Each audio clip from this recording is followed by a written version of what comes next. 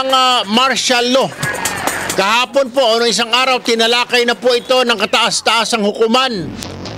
At ayon po sa Supreme Court, dahil siyempre, numbers game dyan. Kung sino mas marami, yun ang panalo. Nagtaasan ng kamay. Who is in favor of for the extension of martial law in Mindanao? Siya man nagtaas ng kamay. Kasama na dyan si Chief Justice Bersamin. At as usual, 4 ang kumontra. Yung mga bataan ni Pinoy. Alam mo na, the usual. Yung sila Kagiwa, yung sa Presidential Electoral Tribunal. Yung si...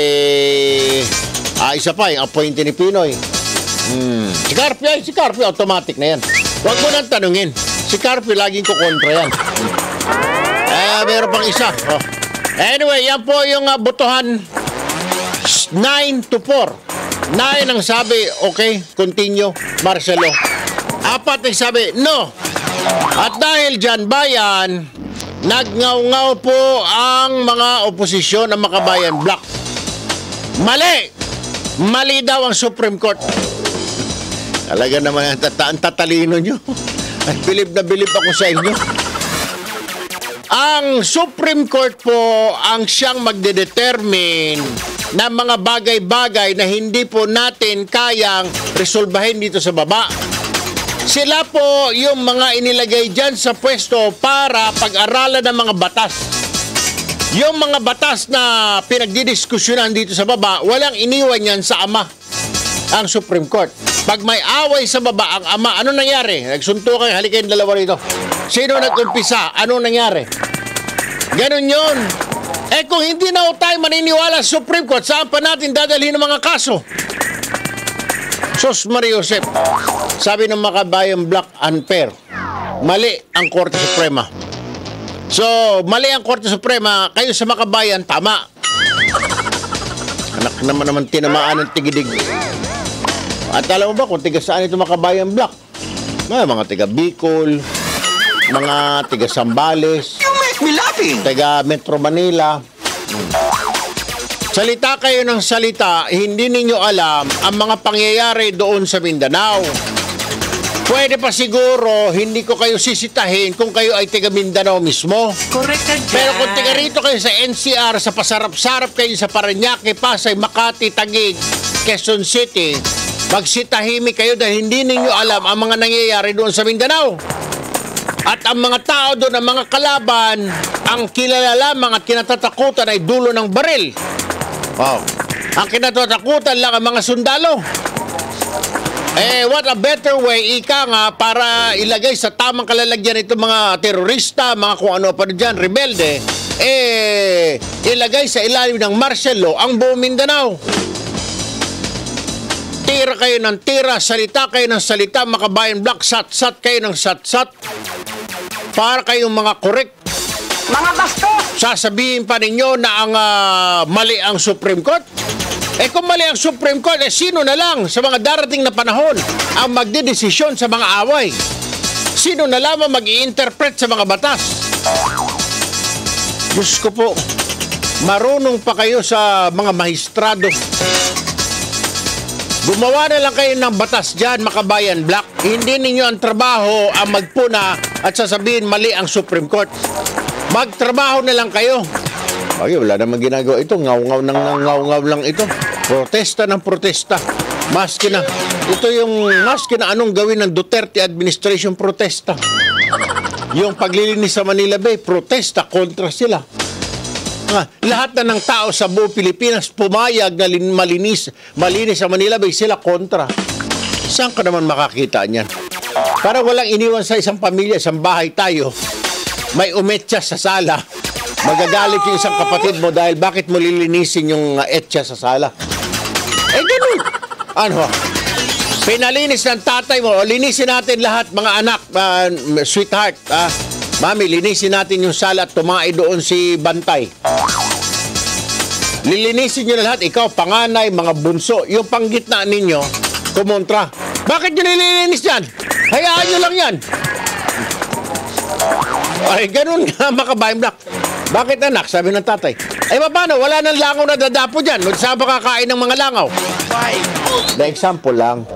Ganun sila, ayaw nila kasi raw yung mga informal settlers, saan na raw titira, anong hanap buhay. My goodness! Ewan ko minsan, Diyos ko po naman, hindi ko na ho alam minsan kung ano nang gagawin. Saan ba tayo? Okay. Martial law ang pinag-uusapan natin sa Mindanao. At kinatigan po ng kataas-taasang hukuman ang naging desisyon ng ehekutibo ni Pangulong Duterte na i-extend muli ang martial law sa Mindanao. Nasa linya si Colonel Noel De Toyato, ang tagapagsalita ng Armed Forces of the Philippines.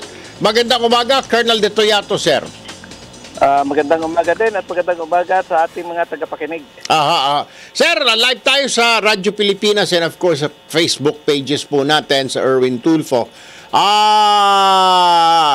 So, kahapon ho, nung isang araw, aprobado ng Supreme Court ang extension dahil meron po mga komisyon dito, yung mga makakaliwang grupo, the usual opposition, na itigil na yung martial law. Di ba, in-extend ng Pangulo ito sa question nila sa Korte Suprema. Ang sabi ng Korte Suprema, 9 na maestrado nagsabing ituloy ang martial law. 4 ang kumontra. Mukhang maganda ho ito. Welcome news po para sa Armed Forces of the Philippines na kinatigan ng Korte Suprema ang naging desisyon ng Chief Executive, ang Commander-in-Chief na i-extend ang martial law sa Mindanao, Colonel. Opo, na-welcome po ito na balita sa ating Armed Forces at the Department of National Defense, ano? Erwin, kasi alam mo, nung nag-recommend naman kami ay galing din ang recommendation namin sa mas nakararaming opinion ng mga taga Mindanao. Aha. Kaya may mga nagtanong nito sa Korte Suprema, but we deferred to the wisdom of the Supreme Court. At ngayon nga ay may desisyon na and we respect their decision. Alam mo, Colonel, dapat hindi na pinapakinggan ng Korte Suprema kasi kung talagang babasahin mo at susuriin mo, yung mga nagkikwestiyon, alam mo kung tiga saan? Nakaw, tiga Luzon, sir. Nakaw, tiga Visayas. Wala man lang tiga Mindanao doon ng mga buang, Colonel. Kaya bakit mo papakinggan yung mga yun? Wala naman silang alam. At least, yung mga bakit mas mabuti pang tanungin nila yung mga sundalo natin, alam na sundalo natin na nakadestino sa Mindanao ang mga pangyayari doon, rather than these people na mga satsat na mga mambabatas, imbis na gumawa ng batas, makakontra lang, kontra, hindi naman nila alam ang totoo sitwasyon sa Mindanao dahil hindi mga tiga Mindanao kundi mga tiga NCR, Colonel.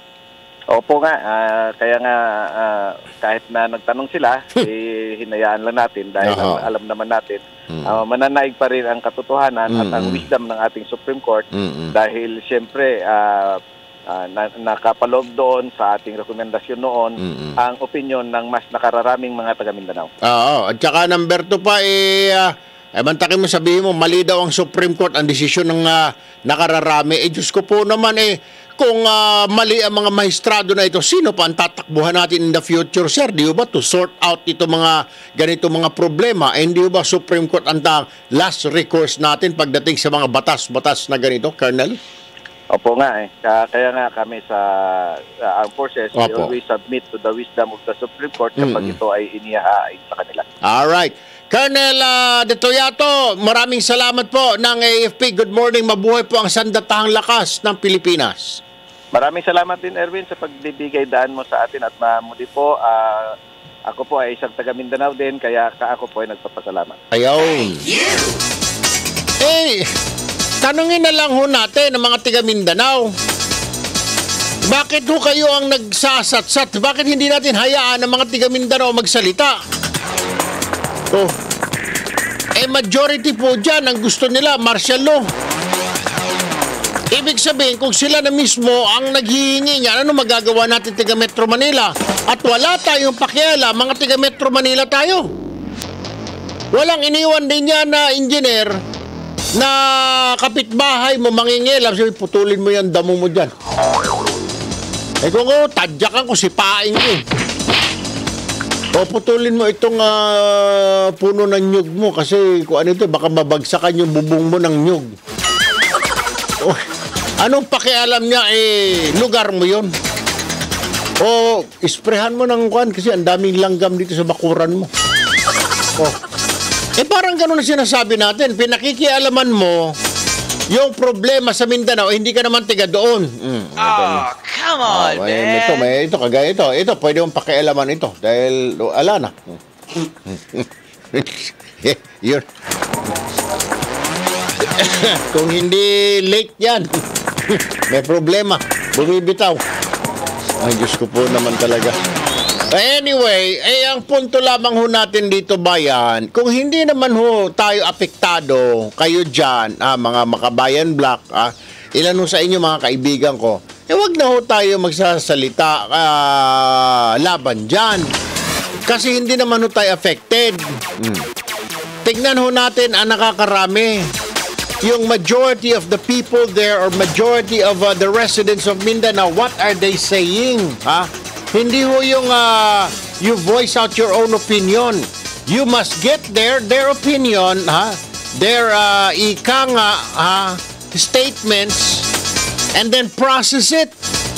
Hindi yung tira ng tira, ngaw-ngaw ka ng ngaw-ngaw, alisin ang martial law. Kung ito nga mga residente yun, nagre-reklamo, entonces, mas gusto nila yon. If they're not complaining, that means to say they like it. Diba?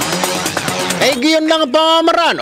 Tanungin natin ito na mismo, Tanungin muna natin ito, isang government official. At talagang matagal nang naninirahan dyan, simula pa ang pinanganak hanggang ngayon. Walang iba kundi si dating gobernador Sakurtan, Abdul Sakurtan ng Sulu. Assalamualaikum, Gob Sakurtan, sir. Nako. Sandali lang, tawagan ka namin. Medyo, hindi yata kami nakabayad ng kuryente. Sandali lang, Medyo malabo. Walang charge yung baterya. Charge mo muna. Tabitan mo pabili mo si Miko doon sa 7-Eleven. Yung baterya na tumatakbo-takbo na rabbit. Yung tambol ng tambol. Sabi, it keeps going and going and going. Yung binili mo kasi yung musang. Madaling matuyo yun. Yung musang nakaganon. Yung kulay itim. Ayan. Yung binili mo dapat yung tumatambol-tambol. Yun. Ayun na, okay na. Assalamualaikum, Gob. Magandang umaga, Erwin. Salamat, former Governor Abdul Sakurtan ng Sulu. Tatanungin ko lang, kasi sa Supreme Court kahapon, noong isang araw, nagbotohan na. At kinatigan nila yung pag-extend ng Pangulong Duterte ng martial law sa Mindanao. 9-4 ang boto. 9 ang pumayag, 4 ang kumontra. Siyempre, yung Makabayan Bloc, yung opposition dyan sa Kongreso, nangyalam. Nagsabi, mali ang Korte Suprema. Ikaw ang tatanungin ko, Gob. Matagal ka na dyan, simula pa ng pinanganak, dyan ka na sa Sulu. Mas paborable ba ang martial law sa iyo o dapat alisin na ito? Yan ang magandang nangyayari sa Sulu na mag-martial law. At tayo po sa ibang probinsya, pero sa Sulu, maganda yan. Kasi nakokontrol natin ang pagdadala ng mga armas. At yung terorista, yung mga kriminal, ay nagiging deterrent yan.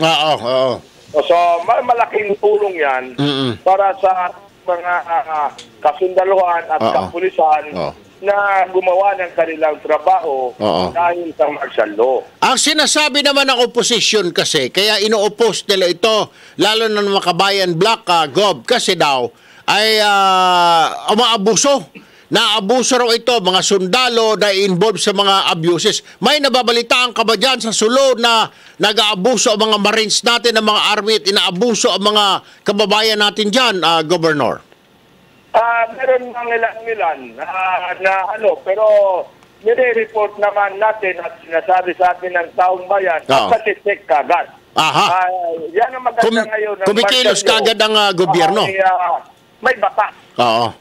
May batas. Although martial law, hindi naman martial law na military na ang batas. Oo. Kaya lang, ang military, mas madali sila, hindi sila nag-aalangan Oo. na gumawa ng dapat silang gawin. Oo. So, magandang martial law. Kumpara sa itong martial law ni Duterte sa martial law noong 1972, malaki ba ang pinagkaiba nito? Malaki. Nakita ko ang martial law noon. Maganda rin nung umpisa yung martial law noon. At matahimik ang Ang natatakot lang sa martial law ay mga kriminal. Ayaw. At may mga balak na masasama. Aha. Kung mabuting tao ka, hindi ka dapat natatakot. Tama. Wala ka naman kasalanan. Oo, Wala ka naman tinatago. Ba't ka matatakot? Tama, exactly. Oo.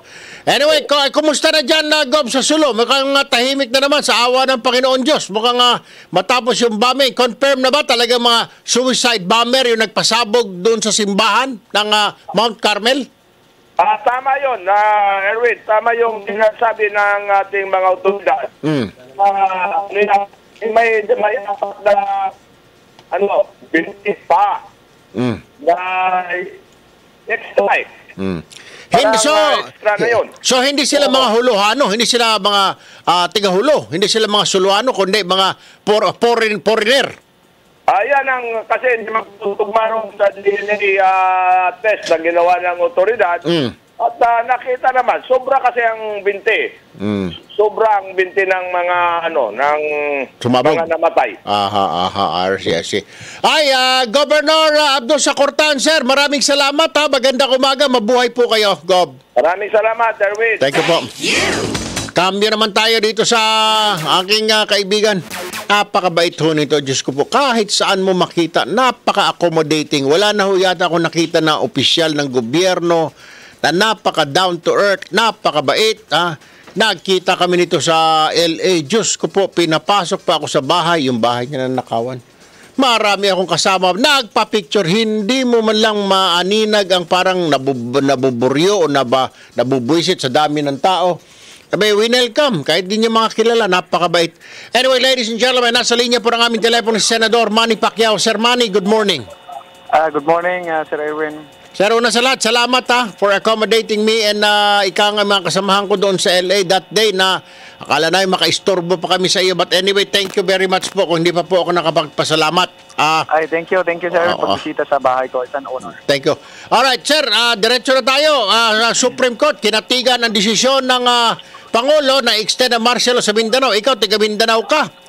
Ikaw na mismo tanungin ko kasi may mga naririnig tayo dito, mga opposition, mga hindi nga nakatungtong pa sa Mindanao, salita ng salita. Hindi raw makatao ang martial law. Dapat alisin ang martial law sa Mindanao dahil magiging ugat lang ng pang-aabuso ito. Kayo, sir, anong reaksyon ninyo? Kayo mga tiga-Jensan dyan, ano mga sabi ng mga constituent nyo dyan, Sen? Magdadalawang taon na yung martial law sa Mindanao, Sir Erwin. Wala mang hindi mo mabalita na inabuso o may pang-aabuso doon sa martial law sa Mindanao. Napakaganda nga na matahimik, maganda, may peace of mind mga tao na naglalakad. Even me, man nakakalakad ako na walang bodyguard. Ano mo yung mayroon kang peace of mind? Ibig sabihin, quiet. Pag alam din siguro ng mga kalaban, ng mga nagbabalak na masama, na ang militar ay nandyan lang at ang pulis ay nandyan lang, Senador. Tama yan, Sir Erwin. At napakaganda, gusto namin ganun palagi dahil lahat may peace of mind. Alright. Sir, maiba tayo. Kumustahin ko lang po yung nangyari doon sa nakakalungkot naman at nilooban yung bahay ninyo doon sa LA habang kayo ay busy na nakikipag-boxing sa Las Vegas. Nahuli na po ba yung mga suspect doon, sir? Compare ako na mahuhuli yun dahil may mga CCTV, nakita siya sa CCTV, surrounded ng CCTV naman yung bahay ko. And then, ang sabi ko nga, yung mga magnanakaw na to, dapat lumapit na lang sa akin, baka mas malaki pa yung naibigay ko kaysa doon sa nanakaw nila. Ano po ba mga nawala, sir? Mga maliliit lang na items siguro? Yung mga maliliit lang na items lang at sabi ko nga, nanghingi na lang sila sa akin, baka malaki pa yung naibigay ko. Maraming salamat po, Senador Manny Pacquiao. Mabuhay po kayo, sir. Maraming salamat, Sir Erwin. Thank you. Oo nga naman. Sana pumilan na lang sila doon. Humingi. Senator Manny, we don't have food. Come here. Or, O baka kung Pilipino, sir, wala pong makain ng pamilya ko. O di nabigyan pa. Kasi mga baka, may nakita ko dong parang DVD player. At saka may flat screen. Baka yun ang mga pinagnanakaw. Di siyempre, hindi niya manakaw yung, meron dong, may Ferrari si Senador sa garahe niya. Siyempre, hindi naman ma-drive yun. Ang kinuha doon siguro, ang nakita ko doon tsaka meron doon parang gold na kandilarya. Pero hindi naman tunay na gold yun. Baka yun ang pinagkuha. Akala ng mga kawatan na yun. Anyway, ito. Aha. Doon pa rin sa Marcialo ito. Oo. Nasa linya si Professor Ranjit Rai ng political analyst at professor po sa UP Diliman. Magandang umaga, Professor Rai, sir. Magandang umaga, Idol, at saka sa mga nakikinig sa atin, nanonood. Sir, reaction ho ninyo, kinatigan ng Supreme Court yung extension ng martial law after question po ito ng Makabayan Bloc at ilang grupo. Pero the Supreme Court, though hindi naman talaga unanimous ang decision, 9-4 ang score, 9 approve it, 4 said no. Ano ho basa nyo rito? Clearly, parang binigyan ng fresh mandate ng kataas-taasang hukuman ng Executive Department na to go ahead, continue with the martial law, Professor. Well, Idol, hindi ko pa nababasa yung decision, hindi pa lumalabas yung decision. At tama yung sinabi mo, hindi unanimous to. Kailangan natin aralin yung mga posisyon ng mga hukom na or yung mga associate justices natin na nag-dissent. Ako personally, at siguro ikaw naniniwala ka rin naman dito, Idol, na kung pwede sana walang martial law, hindi ba? Kung pwede sana we can deal with all of these problems using the police. Pero we also know that the executive has articulated na merong clear and present danger ngayon ng extremism sa lugar na yon. Kaya nila ipinasa sa Kongreso. Actually, ito posisyon ng Kongreso at ng executive. Ginawa ng valid ng Supreme Court. Pero of course, ako naniniwala ko na we have to work harder to normalize the situation in Mindanao. And I do not feel na martial law, personally, Idol, I do not feel that martial law is the solution. And that at some point, government has to, it's been almost 2 years na, more than 2 years na, has to find a way to push the process and normalize the process. Naintindihan ko na maraming nakatikip ditong issue, na yung sa BOL, at saka yung ratification niya, yung proseso ng pag-normalize ng pag-normalize ng situation as far as governance is concerned sa farm, no. So nakatulong lahat yung ating yung pag-declare ng martial law. Pero the thing is, ang laging tatanungin ng tao, meron bang basihan? Meron ba talagang invasion, rebellion, lawlessness? Laging tatanungin yan. At habang tayo, pero lalo rin legitimacy natin ng gobyerno. Kaya kailangan talaga they have to double time, work harder. Pero para matanggal na yung ma-revoke na yung declaration na yan. Pero if you ask around kasi sa Mindanao, Prof, like we've been there almost every month this past few months. Yes, sir. Isa lang yung sinasabi. I mean, we don't have complaints. Tanungin mo man yung mga local government officials, payag sila, mukhang parang pabor sa kanila, saka mga taong bayan, kasi tama ka, may lawlessness dyan, yung powerful dyan, pag may armas, alam naman natin, lalo sa mga Muslim areas, pag armado, at alam naman natin, ilang mga kapatid natin Muslim, they love their firearms, their weapons, so pag may martial law, hindi ka pwede magbit-bit ng baril. Kaya nagkakaroon ng peace of mind, pati yung mga Muslim na walang baril, and the Christians na walang baril, nakakagala sila kahit na gabi with thinking and knowing, kati mga kalaban, mga sundalo na the soldiers are there anytime, at saka police kapag may martial law, that baka may checkpoint sa pagliko mo dyan sa kanan, may checkpoint papunta sa kaliwa. So, nagkakaroon ng peace of mind ang mga kababayan natin. Na-recognize ko yan, na-recognize ko yan, Idol. In fact, ang dami kong mga kaibigan nagsasabi na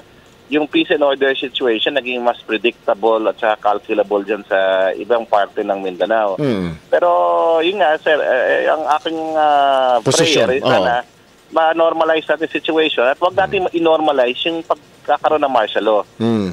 Let the government continue its pushing the peace process forward and socio-economic development in that area. And also, yung tama sinabi mo, Idol, dapat i-demobilize at saka tanggalin yung free arms dyan sa lugar na yan. Kasi talagang dyan lang talaga magkakaroon ng normalization at sana I know the President doesn't want to continue declaring this Alam mo, pero alam mo, even on the ground for it. Alam mo, Prof, wag lang ma-addict yung mga tao na martial law ang solusyon. Yun lang siya sabi ko. Pero alam mo, Prof, problema kasi yung mga ilang kababayan natin dyan, lalo ng mga Muslims, they really love firearms. They're warriors, sir, even during the Spanish period. So, having a firearm at home, identity na nila yung may kasamang armas. Na parang they feel safe if they have firearms. Matter of fact, may kasabihan pa nga sa Mindanao na mas mahal nung isang tao yung baril niya kaysa sa misis niya, mga Muslims, sabi gano'n. They love their weapons. Pero yun nga, sir, we cannot, I think, I'm sure under this administration, we can finally resolve the problem. Exactly. Marami ng marami ng initiatives moving forward, and hopefully, with the help of civil society and the private sector and media, of course, sana matanggal na itong martial law as soon as possible. So, medyo hindi ka sangayon dyan sa martial law na yan, Prof? Hindi naman, ang sinasabi ko, it is what it is now. It has been supported by the Supreme Court. Now, the goal is not anymore to fight it. It's to try to create the conditions for it to be irrelevant. I know where you're coming from. Na siguro find a solution. If this is what you mean, that the government should find a solution to slowly remove this. But at the same time, there's still law and order in that area. It to become irrelevant. Meaning, nandiyan ang martial law at wala natin magagawa. Nandiyan na siya. Ayun, ang goal natin is to create socio-economic development, to build a more peaceful and just society in that area. So ilaban natin as a civil society and pati media para in the end, magiging irrelevant na yung martial law. Hindi na useful. And I think that's also the goal of government, to normalize the situation to the point it doesn't have to declare. Pero siguro, sir, medyo matatagalan pa yan because mukhang mga tao na mismo, mga tiga doon ng gusto ho I mean, feedback. I know. Giving... I heard nga from some of my academic friends from the academy there, na talagang so many people support it because it creates a lot of predictability and calculability. Right. May peace and order, finally, in certain areas. Pero at tandaan natin, Idol, hindi naman buong Mindanao yan. Kaya nga, in many places, may peace and order naman. Hindi na kailangan talaga yung martial law. Pero again, we don't know what the President knows. So, let's support the program for normalization and peace development. So, yun lang naman ang message ko. Alright, Prof. Ranjit Ray ng UP, maraming salamat po. Magandang umaga, Prof. Magandang umaga, Idol. Bye-bye.